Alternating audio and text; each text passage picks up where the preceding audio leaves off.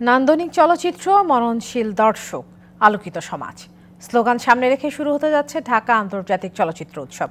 ঢাকা ক্লাবে এক সংবাদ সম্মেলনে উৎসবের নানা দিক তুলে ধরেন আয়োজকরা। রেইনবো চলচ্চিত্র সংসদের উদ্যোগে আগামী 11ই জানুয়ারি পর্দা উঠেছে ঢাকা আন্তর্জাতিক চলচ্চিত্র উৎসবের 23তম আসরের।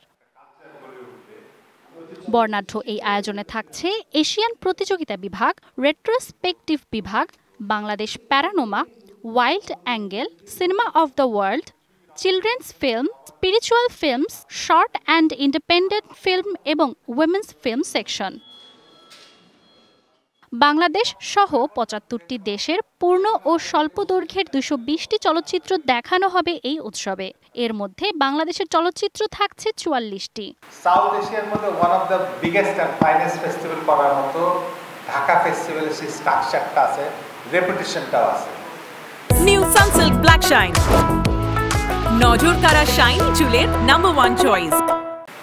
আমরা শুধু পারি না অর্থের জন্য, আর একটা পার্মানেন্ট স্ট্রাকচারের জন্য। আয়োজকদের সাথে সংবাদ সম্মেলনে উপস্থিত ছিলেন চিত্রনায়ক ইলিয়াস কাঞ্চন। উৎসবকে সফল করার প্রত্যয়ের কথা জানান তিনি।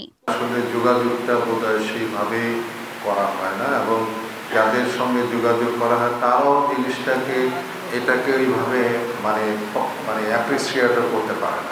চলচ্চিত্র প্রদর্শনের পাশাপাশি অনুষ্ঠিত হবে বেশ কয়েকটি সেমিনার। বিশ্বের নানা অঞ্চলের চলচ্চিত্র শিল্পীদের অংশগ্রহণে বর্ণিল এই উৎসব চলবে আগামী ১৯ জানুয়ারি পর্যন্ত। Manjuma Afroz Nilima, DBC news.